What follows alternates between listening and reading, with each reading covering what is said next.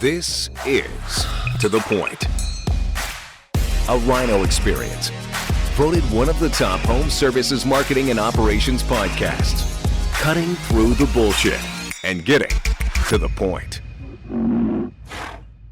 Hey, what's up, To The Point listeners? It is your boy live at the Rude Pro Partner Conference in Viva Las Vegas. How was that? That was excellent. Good job. That was all good. I think I was a little pitchy, dog. A little pitchy.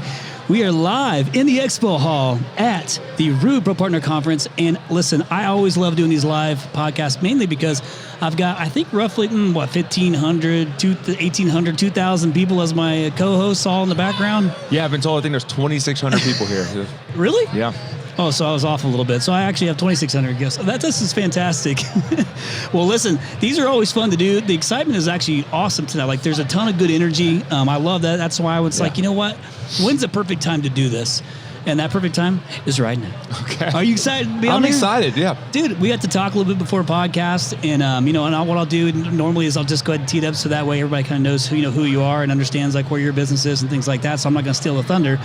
But I'm always excited to do these live like this when I meet somebody for the first time, because this is as unscripted as it gets. It is. Because I'm an inquisitive guy, so I'm trying to ask questions and learn and understand at the same time. Yeah. So even though I've always got like a plan that I'm trying to follow, okay, it's going to go sideways. I know it's going to go sideways, but just like I figured even before then, like you and I have a lot of overlap in different areas. People we know, same things, and even friends. Yep. Even colleagues. Exactly. So it's going to be an exciting conversation, but I want to go ahead and welcome Josh Davis to the show. Now, listen, go ahead and let our listeners know everything about the business, because you have this little, first off, young guy, man, like getting a lot done, a lot of time and making some big moves early on. Now, go ahead and let our listeners know kind of about how you got in the trades all the way to where you are today, man, and even all the way up to, you can even talk. I'll tell you what, actually, before we do that, go ahead and tee it up from how you got in the trade so we can understand. All right. To right at TP. Okay. Right at TP. Yeah, so I'll go ahead and walk through that, and then beyond that, you ask whatever questions you want. Cool. Cool. So, my father was an air conditioning contractor, refrigeration guy. He did mostly commercial refrigeration, so that's what he did. And then he was an AA, big part of AA, so guys knew from AA and from church, he would do replacements for them. So when I was 14 years old, I spent my summers working with him. And so on commercial stuff? I worked with him. I was his helper all at 14. In fact, what's funny is he said, look, son, this is what feeds our family. I know you've got football practice every morning throughout the summer, but you can't go to it. You got to work with me.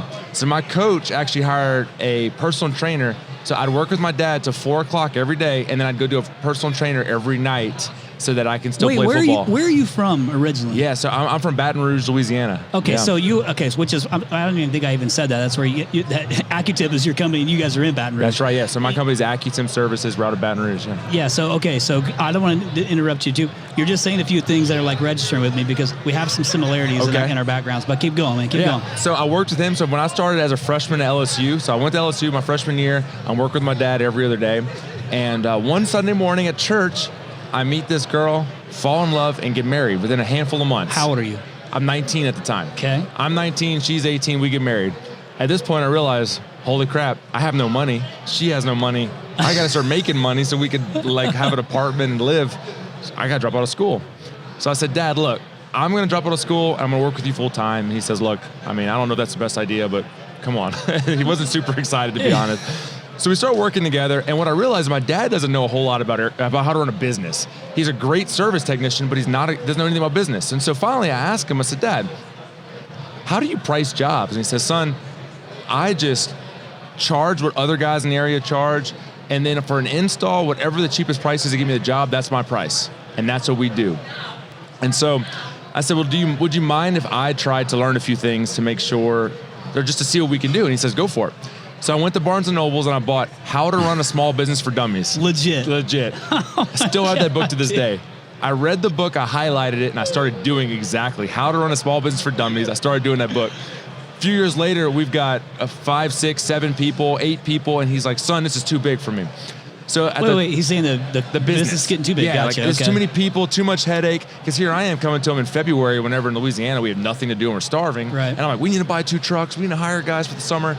And he's like, that's crazy. I'm not doing it. He's we're like, slow chill. today. Yeah. So I said, all right, Dad, look, here's our deal. I will leave and start my own company. I'll move to another city so we don't hate each other, because that'd be bad. Or I'll buy the business from you and I'll pay you for 15 years to not come to work. You can come to work if you want to, or you can stay home. And he's like, I'll take option number 2. That sounds good. Yeah, so it took a few years to get that together, because with family dynamics and lawyers, it was slow. But 2015, October of 2015, we finally signed the paperwork, and the business was 100% mine, and I was paying him for 15 years. So how big is the company at this point? At this point, we're about $3.25 million. Okay, so we had grown a little bit. He was still doing service work, commercial service. I was running the business. We were moving more towards residential work at that point. Got it. And so today we're about 95% residential. Okay. And so this year we'll finish the year on $26 million. Good for you, so man. you can see what happened from 2015 to 2022. What that adventure has been. And at the time, again, in 2015, I'm 25 years old, trying to figure this out. Finally get the keys to the kingdom without having to go through my dad for every decision, and we started to rock and roll at that point. And so we began to grow and have a lot of success. I'm sure you asked me plenty of questions of that journey. But in June of this year, we actually partnered with Turnpoint Services, a private equity-backed group backed by Owners, who Turnpoint Services is a great home service provider that has got 42 brands now. So I partnered with those guys, and now we're going even bigger with the funding of Owners. Dude, so listen, and first off, Turnpoint has a few of my old customers and friends, which is pretty cool. So first off, dude, congratulations, man. I appreciate it. I'm really interested, because I'm going to bring it back a little bit, because you shared really high level, and that's great. But I need to understand a few things. Like, you didn't just come in, get the keys to the kingdom, and then do your thing, and it was smooth sailing, boom, all the way. That's not usually how this pans out. So what I want to know is, you and your dad working together, anytime you work with family in general, you kind of have to have that fine line.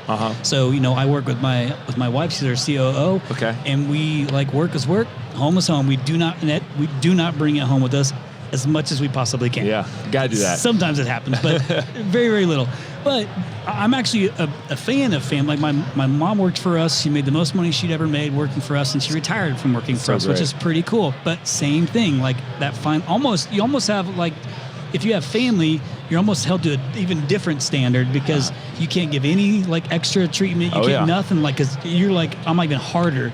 But did you guys have any of those struggles where it's hey, this is my dad, we're battling? Because it sounds like you guys were struggles. Yeah, it was tough. You're more forward thinking and a more of an integrator, I think. I think one of the most critical parts of a family business is the vision has to be aligned. I wanted to grow the business and do everything we can to grow as fast as we can. And my father, that wasn't his deal and his gig. He was a chuck in a truck. I'm one guy doing this in the truck. Let me get on there and on site and get it done. Yeah, and so I think it was important that we recognized early on, hey, we've got 2 different goals, 2 different visions. We got to figure out a way for this to work. Because if we just keep trying to force this, we're going to hate each other in just a handful of years. Not at all. That would suck. Yeah. Exactly. Well, so then, okay, let's go. So you started hitting at some point in time. Then I bet you probably hit some stride, and you're you know what? It clicked. Yeah.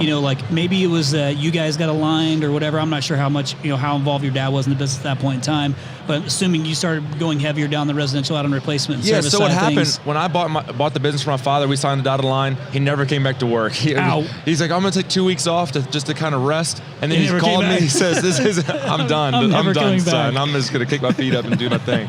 So at that point, I'm on my own. We're probably about 50-50 residential commercial. And we began to make a transition for many, many reasons. I mean, people do really well in commercial. I recognize that we were good at 5-star service, and that residential was the game that we wanted to play. And so, as far as it all clicking at one time, I'm going to say that it clicks in pieces and bits and pieces the way that we found it, or I found that it clicked. So what's the first one, man? So I can understand the timeline. Give me the ballpark year and kind of what clicked, because a lot of what our listeners like to hear is those exact moments. Yeah. So that way they might not recognize that those moments actually are happening to them. So, I mean, the most important thing the entire time, even my father still in the business, take that away. I'm running the business in about 2010. I'm 20 years old. I'm running the company. He's a service technician. And what I have recognized is that I'm 20 years old trying to manage people who are 40, 50 years old. They've been doing this trade longer than I've been alive. And so I've got to figure out the dynamics of how to communicate with those people and how to get them to respect me. And so one, I had to be a great at the craft. And so throughout, even till today, I have worked really hard to stay relevant in the trades and be an amazing technician and be able to challenge anybody technically, because technicians just respect people and know what the heck they're talking about when it comes to being a technician. And so, I mean, even just now we were walking around somewhere and there's some new products, and I'm with my service manager, my sales manager, my VP of operations, and I'm nerding out on the technical stuff because that's just something that I felt passionate about. You like it, yeah. Not everybody has to do that, but I realized it was important for my team. Sure. And then beyond that, how can I really serve these people and be a great leader? And so working hard to be a great leader at a young age was critical to success, because if I couldn't get these people, again, often double my age, to realize that I care about them more than they would ever recognize, and I want to see them succeed, and then believe the vision that AccuTemp can grow. Because at the time, there are some big HVAC companies in this country, not in Baton Rouge, Louisiana. So at the time, if you're a $3 million operation, you're big. So we hit $3 million. It's like, well, yours already so big. I mean, there's that 1 Hour franchise, and they're $10 million, but nobody can touch them. You got Keefe's down there? In New Orleans, yeah. Keefe's in New Orleans. That's in New Orleans, yeah, you're Baton Rouge. Yeah, it's about an hour east of us. Yeah, but you're right. There's not like a bunch of big players. There's not. And so for me to say, I want to be a $10 million business, I want to be a $20 million business, every distributor, every competitor is like, you're just dreaming, kid. And then for us to go in and do that motivate you? Within a decade. Oh, it did. Oh, yeah, it fired me up. I bet it did. And so it never just clicked in one piece. I always allowed people, when I would meet people at a conference, whether it's ACCA or a Rude convention or whatever conference it is, when I find people who are running $40, $50 million operations, I got close to those guys and said, hey, would you mind just giving me a couple nuggets so I can just ask you some questions? Can I come and check out your facility? Yeah. And you just learn things that way. And so finding people who are smarter and more successful, or where you want to be, and doing that was key to my success. Yeah, so I wonder, here's something I believe, passionately, is that you should be hiring and building for where you're going, not where you are. 100%. And a lot of that has to do with sometimes you can only understand so much. Going to those shops and seeing those facilities that are much larger gives you a different perspective of what, if you really are trying to find something tangible to help make the vision come true. Oh yeah. That's how you can get those things done. Yeah, when you walk into a building and see people that are doing 10 replacements a day, yeah, and I'm doing 1 or 2 replacements a day, to think, how is this even possible? And then to discover how it's possible, and then the things that took them years to develop and figure out, they're giving you these nuggets for free right away. If you capture that and try to implement the best that you can, it works really well. Yeah, because I'll tell you this, I preach this all the time. You go to these shops, you get things, you learn things, but you still got to go back and implement it. 100%. And you might learn that the way that they've implemented it might not be the same way that you can implement it. Totally. But there's probably a version of that actually works. You can start to scale. So part of I put on this event, this was my second year, called Rhino X, and it's kind of our private event that we do. And we bring in a lot of the big players from the industry, and some of the smaller players, and some medium-sized players. It's a very intimate thing. Okay. And what I love about it is when we put these guys on the panel, it's like a Ken Goodrich, Leland Smith, Dave Geiger, we brought in Terry Nicholson, put them on one panel and let these guys just fire away with questions at them. And so what's always good about that is when they start talking about different negotiations with the manufacturers and with the distributors.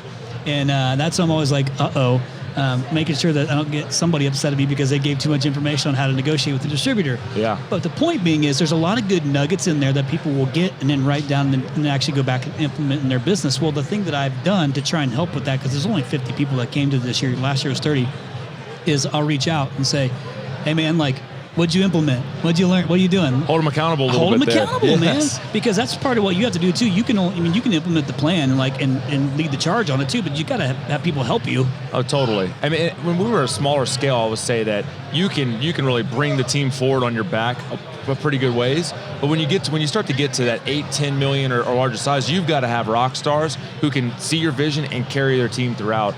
And it's amazing. You talk about people around you looking at the next chapter. When I sit around my management team, my leadership team, there's a couple of those people that now have their MBAs or masters in business that I paid for to send them to that school. That's cool. I dropped out of school at 19 years old. I'm the least educated person at the table, but I'm around a lot of very smart people who are great at what they do. Yeah, but then you're doing it right if you're the least educated person at the table. That's right. You're trying to find that group, man, that lifts you up. That's the right? goal. And I learned those things early on too. It's like, I want to be the dumbest guy in here so I can learn some more things, Yeah. and it sucks for a moment. but then it doesn't suck. That's right.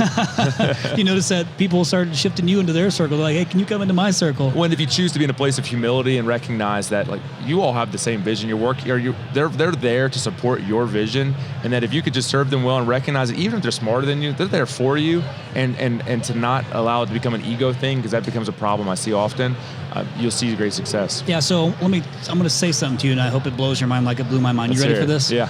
So, because you said this, somebody gave me this piece of advice, and I wish I could remember who it was. I still don't remember who it was, and I don't know why, because it was such an impactful statement made to me. I'm a big visionary, but I'm also I get stuff done. Once I have a vision, I'm also ADHD, so all I do is just hyper focus on this vision, and I can't see anything that could go wrong, which is a blessing and a curse. Yeah. But I'm so hyper focused on accomplishing that vision that somebody said to me, hey, you need to slow down for a second on this big plan, because I'm excited. I'm rolling it out. I'm like, this is how I'm going to do it. We got the team. We've never been more prepared. And he said, hey man, do you know what your employees' visions are for themselves? And I said, well, I asked them what their goals are. What's your personal and professional goals? So I think I have an idea. And he's like, but do you you really know, is it what they tell you? Is it how are you asking this question? Are you getting a real answer? Are they getting the answer that tells Cristiano, the CEO of Rhino? So he said, your vision has to be big enough for all their vision to fit into it. Yeah. So I was like, holy shit, is my vision big enough for everybody? I have 140 rhinos. Is my vision big enough to fit all their vision into it? That's some pressure. So then I started thinking, yeah, I think it is. I feel like I'm doing a pretty good job. But what it did was it actually got me to think I need to connect with them a little bit more frequently and make sure I'm pushing them to be more than what they even think they can be. So that way, if my vision is big enough, I need them to come with me. Yeah.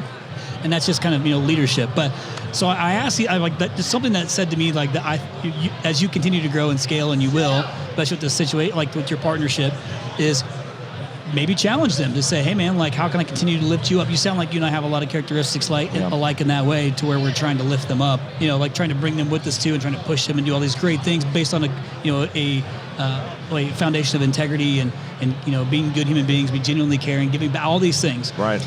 But what I want to know is you had another this whole TurnPoint partnership thing that happened Totally. at a young age, which is fantastic.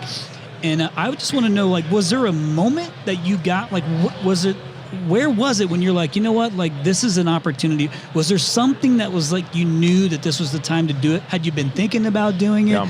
Did it just kind of come? Bring me to that moment when you thought, you know what, now's the time for me to partner. Yeah, it's interesting when you ask that to really look back. I mean, in this industry right now, if you've got a business of any scale at all, you're getting people are knocking your door every single day. Somebody's saying, "Hey, do you want to talk about partnering? Hey, do you want to sell your business? Hey, you want to be a platform? Whatever it may be." Yep. And at the time, I'm 31 years old, saying, "No, not interested at all." But did you not understand it enough at that point in time? Was that part of it? There came a point after 6 months before our partner with TurnPoint, I said, you know what? I should start talking to these people to learn some things about. Yeah. Let's figure this out. Just to learn. So I began to speak to groups who are interested in starting a platform. They liked my age. They liked the culture of our business, the style of our operation. They said, hey, let's do this platform thing. I talked to some other existing platforms and considered what it would look like to partner with those guys. And there was really zero interest. Nothing, even the money, none of those things really attracted me, because I thought, what we're doing here is special. I'm just going to keep doing this. And then it came to a point where I found the right partner. And with TurnPoint, I got on the phone with the CEO of TurnPoint. So a good buddy of mine, Jeff Chapman in Indianapolis, said, hey Josh, I'm about to partner with this group, TurnPoint. You should talk to the CEO, just talk to him, just connect. We get on the phone, I talked to him, and the way in which he talked about the way that they plan to grow, and the way the servant-hearted leadership model that they have there was just incredible. And when that finished, it was just a spiritual moment right now. I'm a Christian. I just felt like the Lord said, this is the guy, partner now. And I didn't see it all, but it's become more clear as time has gone on, because the difference, your typical corporate model, you've got all these companies, all these brands, corporation, the leadership says, this is what we're doing. And then all the brands, everybody down below says, this is how you do it. And then everybody now does it the same. The TurnPoint model is kind of this reverse hierarchy, I'll call it, where all of the brands are on top. So there's 42 of us brands today. All of us are on top, and then there is the shared services at TurnPoint and the leadership at TurnPoint at the very bottom, and they all have to support us, and it's fully opt-in. So they come up with an idea and no one likes it, no one's doing it. If they come up with a solution and I do it, but then let's say you're a partner and you're a brand, you don't like it, you don't have to. That opt-in model means that they only come up with really good solutions, because if it's not, no one's doing it. And what's amazing is you have the collaboration across the top, where just last week we're in Nashville, a leadership conference, 42 brands, companies, $120 million a year, all the way down to probably $5 million a year, and everywhere in between. But time after time that I met the leaders of these brands, I recognized these are rock star leaders. And what's really cool is when we look at that 10-year plan, that all of us leaders coming together and finding the right partners, that the servant-minded leadership through TurnPoint and the way in which the brands operate in this model with the shared services, it's a game changer. Nobody else does it, and that's why we're now the largest. We're going to do we're $1 billion group in just a handful of years, doing $1 billion in residential service and replacement. It's just incredible. So it's really fun, dude. The volume of knowledge in that room is amazing, right? Because you have so many people who have done a lot of cool things. Totally. And everybody's kind of, what's cool is that everybody's also got a lot alike. There are a lot of likes. There's a lot of cool things to share, a lot of good stories to share. I mean, I know some of the guys that are there. Shout out to my man Jordan Beebe and Brittany, which he'll listen to the podcast. But I mean, I love hearing like his story and his outlook. And our sons play on the same football team together, so I see them on the weekends, and we always talk shop because it's kind of hard not to. But one thing that I thought was good for him, and I'm going to ask you the same question, was the impact it had on your employees, after that, because there's always this like hypersensitivity to like, well, what's this going to do? And I think that it's also in, did you sell it or did you partner? Like, totally. what is the vision that you're pitching? Like, what's the relationship? And is it true? Yeah. Because that's always where, like you and I were talking pre-podcast, I've been down this road so many times, with various different private equity players. And you hear some stories that are really bad and some stories that are really good. Yeah. So I think that's always kind of on the back of someone's mind, even when they're considering going down this route. Yeah, I'd say what I find is that some people sell their business, some people are looking for partners, and then find out in the end, I really just sold my business and this isn't a partnership. And what I've found, and what everybody else who's a part of TurnPoint would see, is that it's truly a partnership. That it's, what's the 10-year plan look like? And if somebody's not a qualified partner, like if they're not going to be a long-term qualified partner, they're not joining the TurnPoint family. And that's one of the things that make it special. Because a big part for me was, I want to make sure that in 20 years from now, when I walk into the grocery store and somebody says, wait, you're the founder of AccuTemp? I love you. Your company's awesome. They take care of me. Not screw you. You hurt your employees. You hurt the community. That's terrible. I don't want that. Yep. And for some people, they don't care about that because that check is all they worry about. But for me, especially at my age and with the runway I have ahead, I want to make sure that I can. How can I have a partner that allows us to go from being maybe a $30 million company, $40 million company capped to a 60, 80, $100+ million regional player, where now hundreds and hundreds of team members of ours have the opportunity to advance their career path. It was amazing when we're now moving into New Orleans, and just to see team members of ours say, hey, can I move to help start the New Orleans location, New Orleans branch? And just think, wow, to think that a guy a college dropout at 19 years old because I fell in love and got married is now allowing people to relocate their families to a preferred city. And to be able to go from, just walking around here, I've got a service tech, as someone who was a service technician with us, came through, went through our schooling, became a service technician, and within 18 months is now one of our service managers. And he's a flipping rock star. And it's just cool to see that the way in which people are being trained and empowered, they're growing and they're thriving. And now we're gonna do that at a bigger scale, because now I'm like, hey, I need 10 trucks. And 10 trucks show up at the office so I can get 10 new technicians in them. Dude, you want to hear something cool? Tell me. Dude, this is the platform you've been given to serve. Yeah. That's what this is. And that's the way that, that's the way I look at, you mentioned you're a Christian, so am I. And I view this business and this podcast as my hands and feet. Like, this is the tool I use to give back. That's great. And it is like a core value of ours. And it's always amazing to me when I get to see some of my employees buying their first home for the first time, or buying even like a new car, dude, or like being able to send, their daughter to the one college because they're making a little bit more here and they got to go. Like, those are the most rewarding things, that I get to see happen. And what else is cool is, like, as you and I were talking in the tent just a minute ago, a gentleman comes in there and sits down. I have no clue who he is until I was able to pay attention to him, and I realized he's somebody who has listened to this podcast implemented things from this podcast. He was growing his business. He was coming to say thank you. That is so amazing. Dude, that's why I was like, so oh my gosh, amazing. I met his wife, all those cool. But that's kind of what this stuff does. Well, and I'm grateful for those types. That's actually the driver for me, is those things, those feelings, those goosebumps. You get to accomplish those things, and I think about it from this perspective. You have an opportunity to create generational wealth. Yeah. You do. But you also have an opportunity to create like a lot of great wealth for a lot of people, with even in your own organization. Yeah. So, and that's a realistic thing that you've got like right now that you get to do. So by you choosing to partner with TurnPoint, all it does is expedite it. Whenever we were at Rhino X and somebody had asked, like Dave Geiger, who I think is an amazing human being. Yeah. Hey man, what would you have done differently? Like in this whole deal, now that you knowing what you know, what would you have done differently? What would you have told? What would you have told 25-year-old Dave Geiger? He said, I'd have moved faster. Wow. I'd have done it faster. Because then if he'd have done it faster, he could have impacted more. Yeah. Well, and what's interesting is people say, well, how's the past 6 months been as now you're not a sole owner of this operation. How's the 6 months been? How's that changed your life? Yeah. Do you feel this weight lifted, et cetera? And I said, honestly, there was this point where when you're planning and you're trying to financially plan and think through this, you try to think like, can I retire now, never work again? But then to think, wow, I get to kind of start a new chapter with a new partner and better empower my team to succeed and do things that I could have never done on my own or not nearly as fast. What a great opportunity. Because the fact is, if to think that this close of a chapter is the end of the book, like, what's the next 50 years look like? That's pretty darn boring and pretty darn selfish. Talking about the ability to serve and what a platform to do that.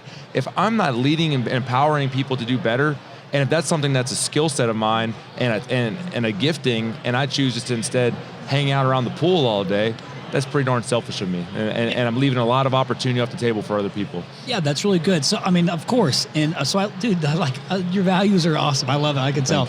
And then we share a lot of those. So this is a very easy conversation. And I know our listeners are always kind of curious to know, like, what is this? Is it what they said it would be? Is it what it said they would be? Yeah, I would say in my experience, it has been. And some peers who've gone other routes, it hasn't necessarily been that. And so I would always encourage somebody considering, just make sure they find the right partner, and they consider more than just that. Because look, that paycheck does talk. It talks to you today. Sure. But what does it look like in 3 years, 5 years, and what's the 10-year plan? And if you're looking to get out, well, you can partner with anybody. But if you want to see your team still thriving, make sure you find the right partner. Yeah, man, that's critical, and that's kind of what I hope you would say is like. There's lots of options. There has a lot of options. Oh, yeah, countless. I just believe there's some that are better than others based on what I know about them and how they've treated those partners, those brands they brought on board. That's how I judge everything. Yeah. How did you treat? These guys are my friends. So, but you do got to make a good, sound decision too. Totally. Like, if you're going to make a full exit and you're going to stay on board, you're kind of going to get like what you get. Like they're going to buy the business.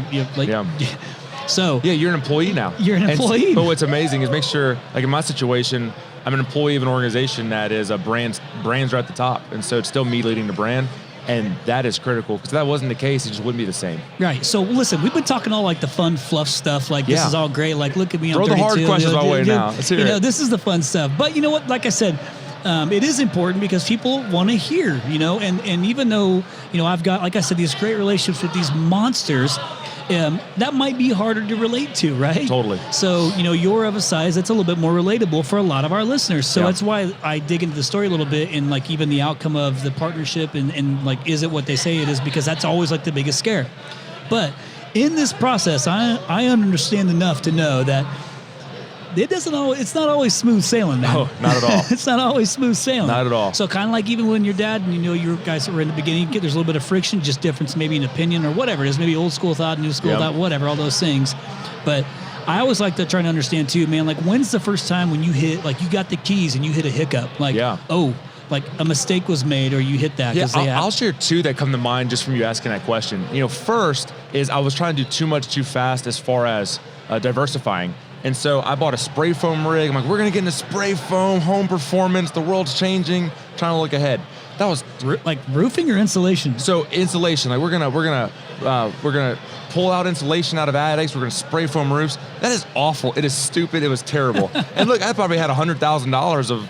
I mean, I didn't have the deepest pockets. $100,000 in a spray foam rig, and I realized it's costing me more money to do spray foam than it's worth. And so finally I sold that stupid rig. And what I realized is trying to do all these things. Because at the time I'm trying to do, how can I grow in new construction and res and commercial and refrigeration, all these things. And I realized that's enough. That's a lot. Well, and I'm really good at creating 5-star services and communicating with homeowners and delivering a 5-star residential experience. I got to get out of everything else. And so we dumped everything else and started transitioning to all residential service and replacement. Hyper-focus. And I had so many people saying, you're crazy, you're an idiot. What are you doing? And then as we got really good at HVAC, then we added electrical, then we added plumbing. And so you can add things, but you better be hyper-focused and a rock star what you're doing first. And those 3 trades I'm doing now are still with the same vision, the same flywheel, the Jim Collins Good to Great flywheel of it's the same throughout all 3 of those. Go and try to do commercial new construction. It's a different business, and people are really successful at it. But if you're trying to do it through the lens of a residential service provider, it's not going to work. A second one that stands out that was big as family. And it's not, my father wasn't a big deal because we figured out he exited. Well, I had 2 brothers-in-law who worked with me. One still works with me today. Awesome. Wait, did you say brother-in-law? Yeah, brothers-in-law. So my wife, her two of her brothers came to work with me. Gotcha. Looking for opportunities. One, he's one of the best service technicians I've ever seen. Still works with me. He's awesome. He's great. I mean, he's a beast.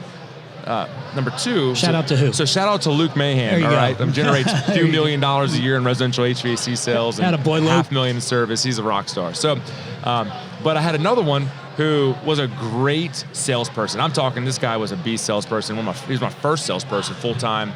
The challenge was he was a jerk, and he was arrogant and narcissistic, and he treated my team like crap. And we would talk, and I came to a point where I recognized I was hearing around the team like, oh, well, Josh won't do anything because that's his family. He's going to let him get away with anything. And I was losing respect as a leader because I was allowing this to happen. Yep. And there came a point where we're sitting in the office and I said, look, if you continue to do these things, I'm going to be forced to terminate you. And you're going to look at me and you're going to say I'm a terrible person, I'm a jerk, it's all my fault. But I'm telling you now that when it happens on the road, it's on you. Just be nice. Just fake it. Just try your best. Sure enough, a few months later, he's screaming at like woman number 5. She's crying. And I said, hey, man, you got to go. Fired him. In his mind, 100% my fault. A few years now, like we're not allowed to see his kids. He hasn't come to the holidays. He just he chose the jerk path. And I would reach out and try to make it right. And finally, we sat down. He told me how terrible a person I am. And I ate it to try to do right. But then he kept doing the same thing. And finally, my wife just was like, all right, this guy, he just can't get it. We got to move on. So, and it's heartbreaking because if he were to come to me today and be like, hey, man, I was an asshole. I'm really sorry. I'd be like, dude, all good. Let's grab a drink and move on. Yep. But that was a hard decision because he was when he left, we dropped $1 million in sales instantly because he was a talented salesperson. But at some point, the character and the integrity that I preach to my team every day, if I wasn't going to live by that, then I'm just a liar. And I'm not upholding that. And at some point, I had to put my money where my mouth was. Yeah, man. If somebody's toxic like that, that's not just one person that's impacting. It's impacting multiple people. And totally. Like you said, you're going to start losing respect because people are like, you're not sticking up for me. Like that's for sure. Like it's hard to do, especially when you look at it if they're bringing in big revenue and sales, but just because you're not thinking about what it's actually potentially losing on the back end. 100%. And listen, like staffing is difficult enough as it is. Yeah. Employee retention is difficult enough as it is. So you got to make sure you handle that stuff because it actually sets a really good precedence, on like, hey, we're not going to deal with these types of things here. When I've got people who are still so loyal to this day who say like, when you taking that action, and even though it's painful for you, doing what was right and doing the things that you've always kind of preached to us is something I really stand behind and honor, and that I'm grateful for that. Good for you, man. So, you stand on your integrity. I love that. So we were talking about like employee retention. I mean, when you have this kind of growth, something that's always come up, like the 14 years I've been in this game, kind of doing the lead generation thing for all these companies, like the whole thing, it's always kind of been to, a lot of times it gets to a point where you do a lot of lead generation, but they don't have the staff to keep up to lead generation. So I keep pausing campaigns. And for a guy like me, that's painful because my business grows by my customers growing, not my volume of customers, the volume of my customer, like them growing. Makes and sense. So you can only do so much if you don't have staff. So what were you doing to try and win that recruiting battle, man? Like, are you doing your own schooling or what? Yeah, so first it starts with having an incredible culture. So we just won best places to work in Baton Rouge across all industries. And you use that and brag away, for sure. Oh, totally. I mean, we created marketing videos and in-house films just straight to like, what's the day in the life of a team member working for AccuTemp? But then there was this epiphany, and this is actually shout out to Trevor Flanagan from Home Service. Trevor, what's up, man? He and I were speaking at a ACCA conference on recruiting and take care of your team, and he had this thing. He said, Josh, we have to treat recruits like homeowners. If somebody called you with a broken furnace, you wouldn't call them back in a month. But if somebody's looking for a job, we put their application away, and then we think a month later they're going to still be interested. And it was just this epiphany, this aha moment for me. When somebody says, hey, I want to work at AccuTemp, or I have interest, we're like, please come in, we'd love to give you a tour. We give them a tour, we sit down with them, we share vision as to who we are and where we're going, and then we talk about what opportunities look like. And so a year and a half ago, we started an in-house apprenticeship program for HVAC. We're hoping to do that for electrical and plumbing soon. This year, we'll have 35 technicians on the road, and a dozen of them will have come through that apprenticeship program in the past 18 months. So you're talking 12 people who are generating a few $1 million combined that would not exist if I sat around just saying, I hope I can find some good experience guys. Somebody. We still hire those guys too, but 12 of them in-house came with zero experience, and within 90 days are on the road generating revenue. And now look, we make sure we get the right guys. We don't stick anybody in that school. Our first round, we took 800 people who sent in applications saying 800 people just because now technology just auto sends a resume. Yeah. So we send them back an email saying, hey, make a 3-minute YouTube video telling us why you think that you're a fit for our team. That's good. And that took about 800, made it to about 30. Oh, I'm sure, because you got to actually do something. You got to actually do something to get a job. So, and then from there, we interviewed them, and then we talked about how we greet customers. I'm a huge Nexstar fan. Yeah. It's been the past few years being a member trainer for Nexstar. And so the service system process, which is a flagship process for them, it's, hey, this is how we greet customers. Here's the greet step. And so here's a video of the greet step. Here's access to our full-time trainer. You've got 1 week to go ahead and review this, make this quick 3-minute video, and do it just like this, and send it in. And that's what we do for everybody. Everybody has to go through those processes to be able to enter the apprenticeship program. Because if they're not willing to get vulnerable and comfortable and willing to learn, they're not going to be a fit for us long term. So because of that, we see a great success rate with those who enter the apprenticeship program, make it out, and then see success pretty quickly. Are you hiring for character first? Is that like what's the It's all about character. The character integrity, following our mission and then our core values. If you don't reflect those, you're not going to be a fit on the team. We can teach you the trade, and people say that a lot. Like, we can teach you the trade. And what I learned is that we were teaching people the trade, but it took too long. Sometimes we teach people to take a year or ride along for 2 years, but it's like, now how do we do it faster? And so in HVAC, we're able to get somebody in 90 days on the road generating revenue, and they've got team leaders that are supporting them. But because we're finding that, we're seeing great success, because it cost us about $20,000 for that 90 days to get somebody on the road. So if we can do it in 90 days instead of 6 months, that's half the price, and we're getting them out there generating revenue faster. So doing that as quickly and efficiently as possible is key. So then with that group, like how many was in how many normally comes in like a group? So typically we have groups around 4 to 5. Okay. Yeah. So what's like what is the percentage of those that actually stick? Yeah, that's a great question. So typically in a group of 4, 3 are there a year later, 1 hasn't made it. And it's sometimes because they just aren't grabbing it technically. It's typically a character issue. Unfortunately, an addiction comes back. Drug addiction comes back. There's an attitude issue that comes up. And so our goal is, of course, 4 out of 4, but 3 out of 4 is what we've seen with our first few groups. 3 out of 4 is great. Hey, do you know Chad Peterman? I do, yeah. Yeah, man. So, Peterman Top Tech. Indianapolis is an amazing school, amazing program. Friend of mine, obviously, that's where I'm from. Yeah. We've been partners on, I've been able to. I really appreciate what he did with Peterman Top Tech, because we were working with him when he had started, was at the beginning of that. So I loving hearing his story of the 12 people that come in, but they come in with no bad habits. That's right. And what I'll say there, it's tough if you're a company that's $6 million or under. This is a tough idea, because for us, we hire 2 full-time trainers, 1 technical, 1 communication and Nexstar process. That's a big financial commitment. It is, yeah. And you're front loading all this cash until they start generating revenue for you. And so for me, it was, all right, how do I get to $10 million so I can afford to get a trainer or 2? And so the bigger you get, the easier it is at scale. And on a smaller step, you can still do great things. I will say, when we were smaller, Hiller in Nashville has an incredible program, Total Tech Academy, where they bring in military veterans, they train them, yeah, that's right. And then they take a lot of that cream off the top, which is just incredible. But I sent someone there to their 4-week course, and they learned so much. I got them an apartment in Nashville for a month. They went to the 4-week program and learned so much. So I had to be creative, because I didn't have the resources to train somebody in the same type of speed. So the programs are out there. You just got to be looking for them, regardless of what size you are. What is it, UTA, Ultimate Technical Academy in Arkansas? I feel like everybody in the country sends technicians there for training. And so just other great programs where you can make it work. You don't have to have in-house training to do it, but once you're able to afford it and justify it, it's an amazing investment. Yeah, and you just got to know like what you're going to get from that, because it's not like somebody's going to roll out of school and be ready to roll. That's not how it works. Totally. That is not how it works. And you got to make sure you have a rock star. Like the guy we sent to Total Tech, he was just a rock star. He came back, he onboarded for 4 more weeks riding along, and then he was running calls and he was generating revenue because he was talented. Wow. But if you're not talented, if you get somebody who's not mechanically inclined, someone who doesn't have that gift, and they need a year to ride along and learn, they're not going to pick it up in 4 weeks. So don't expect that. So what I heard you say is, much like you reached out, went to saw some different facilities and connected with people too, is that those that are listening right now who might be a little bit more relatable with you. Yeah. Would you be down if they were able to connect with you to ask questions? 100%. There's one thing, we love to host people. I love to talk to people and even make visits to them. It's just one of the greatest joys to be able to do that and see people succeed. And then I always learn things from them too. So it's just amazing to be able to do that and pick brains with somebody. Yeah, man. You're down. First off, I love Louisiana. You're in Baton Rouge, going into New Orleans. That's right. Going to New Orleans. I was just there not too long ago. I love New Orleans, man. Like, I just love the whole vibe of it when I go. Maybe it's because I visit and then I leave. I know people are like, "Oh, why you like?" I like it just because of the vibe and the energy of it down there. New Orleans is a cool town. It's cool, and I love history, so like that really plays into it for me. Yeah.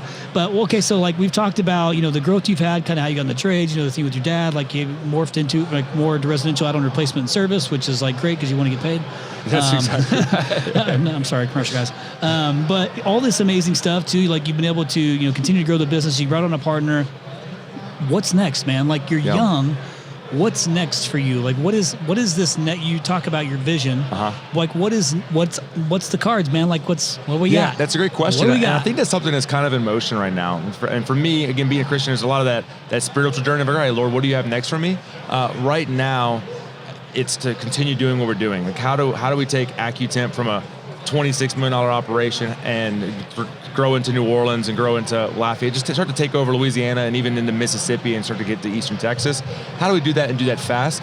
And then, because again, the opportunities that creates for rock stars on our team is just incredible, and for the community around. So that's kind of the next goal. And then who knows? I mean, it's amazing looking at the leadership team at Turnpoint and seeing these guys who are on the board or in executive leadership roles, think, wow, it's so cool. Because I look at them and I think, I don't know if I'd ever be qualified to do that. And I think, well, dang, at 32 years old, I've got a pretty good head start. And so if that's where my pursuit is, then it's time to go ahead and do it. And so, an important thing that the conversation in my head right now is when I started this business, growing this business, like it was really hard work. And I think it's something important. Some people, they have this expectation that if you're growing a business, you have to be 20 million or 30 million. And that's not true. Like there are people I know who have a $2 million operation, 3 million, and they make great money. For sure. They have a great work-life balance and they love it. For me, I want to grow a company. And there were nights where my beautiful, amazing wife at 20 years old was at our apartment, and I was sleeping on my desk because I ran calls all day and I did paperwork at night and put projects together. And that was just a grind to do that now. But what I recognize today is, okay, if I want to be the next CEO of Turnpoint, it's a multi-billion-dollar operation, I better put the work in. You gotta keep going. And so if I start getting soft, if I start getting comfortable, I'm going to miss those things. And so it's still, how do I keep growing? How do I keep learning? And how do I make sure I continue to become a better leader? Because even if I miss that mark, if I continue to become a better leader and see my team just empowered and thrive, it's going to be a win. It's going to be a good 20, 30-year run. Heck yeah, dude, you got to get comfortable with being uncomfortable. That's right. If you want to keep pushing. Yeah. Well, dude, I'm excited for you, man. Like, this is pretty cool. Like, I always love hearing these good stories like this too. My hope is if I was a betting man, I would bet that I bet you guys give back a ton. We do. Yeah. Yeah. So from in a community, of course, we're working with the Habitat for Humanity and those local things. My wife and I, we had the privilege to get connected with a group in Nepal about 10 years ago that actually fights human trafficking, plants churches, has schools. And in fact, just 2 days ago, the pastors came from Nepal to see us. And they traveled the country doing church. They said, Josh, Ariel is my wife's name. Like, you guys have been the biggest givers to us, and because of that, we've been able to plant 350 churches, 30,000 people who come to Christ, and it's just cool to hear that. And then there's this amazing nonprofit in Mexico that we work with that she has an orphanage fighting human trafficking, pulling young children out of human trafficking, 3, 4, 5 years old. Over 700 children she's been able to pull off the streets and raise them all the way up through high school.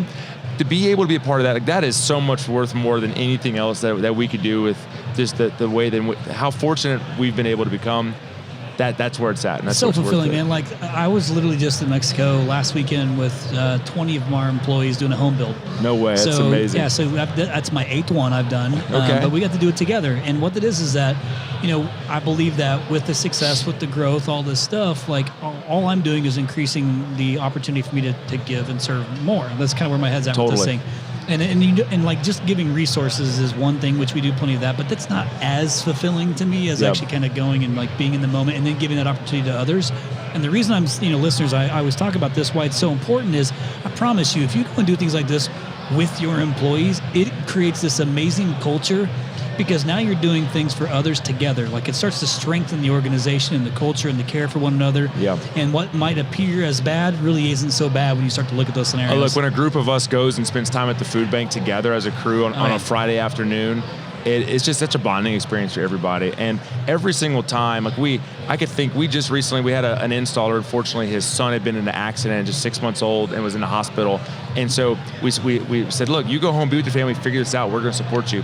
But to watch the family environment of our team, making sure he had meals lined up, making sure that the child had clothes, making sure that this team member of ours, that Jason had nothing to worry about other than taking care of his son throughout this experience. It's just a beautiful thing that it's just, if you have it, it's special, and you want to keep feeding that fire. Good for you, man. Gosh, this is so cool. Hey, let's make sure that we stay connected. Definitely. So I'm not sure exactly when this particular episode will roll out, but today the date is March 7th, because we're live at the Pro Partner Conference. And but I want to make sure I stay connected with you too and get this thing rolled out, preferably before summertime, because I want people to hear or even to be able to connect with you just about recruiting piece well before summertime gets here, because obviously how that goes. Oh yeah. You got to kind of get prepared quickly. But game time. Yeah, it is game time, man. But like again, congrats on the success. I'm glad that we got to connect. I'm glad, I love it when a plan comes together, man, because we were able to reach out. David hooked us up, which was super cool. Yeah. And I've never even actually physically met him, but he's been bending over backwards to try and help me find the right people, because I kind of give him this little niche. This is what we're looking for. Yeah. And he was able to help me find I'm grateful. He sent me an email. I was like, hey, would you want to jump on this podcast? I was like, yeah, that podcast, I'd love to jump on. So I'm honored to be here. Thank you so much. I appreciate that, man. I'm excited to share this episode with you. But listeners, hopefully you took some good nuggets away from this. And again, reach out to him. I'll tell you what, let's do at least leave an email address or something they can connect with you, or if it's LinkedIn or whatever it is, however you want. You can try to find me on Facebook or LinkedIn. I'm not a huge in social media personally, but jdavis@accutempbr.com. Heck, call me or text me, 225-577-3144. As I train, I give that number to everybody, because I just love this. And if I can ever serve anyone and steal a nugget from you along the way, it'd be a great opportunity. Dude, I love it. So thank you for sharing that. I don't know if you ever heard this or not, but I had the president of Starbucks on my podcast, it was last month or something like that. No way. Howard, dude, which is great. And it came from a book I read that was It's Not About the Coffee. And it talks about it's about the culture of the business and how they built Starbucks based on it's not about the coffee, it's about the culture. He shared his cell phone number live on the podcast. That's so neat. So I got to reach out to him and see hey man, what happened with that? Because I bet he gets blown up for that type of stuff. But I appreciate you sharing your cell phone number and being willing to help others. It seems like that's kind of in your totally. Any DNA listeners, anyway. Please reach out to me. Well, listen, excited for your success, man. I can't wait to tell some of the other guys in the Turn Point family that you and I met and connected. And of course, like you said, Garrett, because Garrett from Nexstar. And awesome guy. Shout out to Garrett. But I appreciate you coming on here. And listeners, again, take advantage of it. Give you his cell phone number. You got no excuse. He's, you understand a little bit of his story, what he's been through. I promise you, if you're in that range too, he's probably seen it, been through it too, and maybe even has a different perspective or something that he implemented that worked for him that you can take away. I just think sometimes it's easier when somebody's not so far ahead of you. Listen, we always appreciate you guys. I know we're going to shoot a few of these podcasts while we're here this week. I'm here all week in Las Vegas. Anytime I'm away from my family, I try to make the absolute most of every minute that I'm away, because I know I'm missing stuff at home, and 100%. You know how that feeling is. But listeners, I'm so incredibly grateful for you. Hopefully you enjoyed this podcast with me and Josh. And listen, he gave you his number. Call him. I'm gonna message you and be like, hey, how many people actually reached out to you? Yeah, I look forward to sharing. Hopefully it's a big number. I hope it is too. So until next time, listeners, we'll see you. No 0 days. Listeners, thank you so much again for listening to this podcast week after week. We are extremely grateful. Again, the whole purpose of this podcast is to give back to the home services industry that we love so much, whether you're a rhino or not. We really, Really appreciate all the subscribers. And if you haven't subscribed yet, please go in and subscribe and you'll get all the episodes sent to you automatically weekly. Also, we have really enjoyed your feedback. It's so meaningful for us when we get to read the nice comments that you guys put. So keep doing that. And if you don't know how to do it, here's what you got to do. You search for To The Point Home Services on Apple Podcasts. You click on our profile, scroll all the way down to the bottom and hit write a review. And be honest and share your story and how the podcast has impacted you and your business. Thanks again from the bottom of our hearts at To The Point Home Services Podcast. We appreciate you.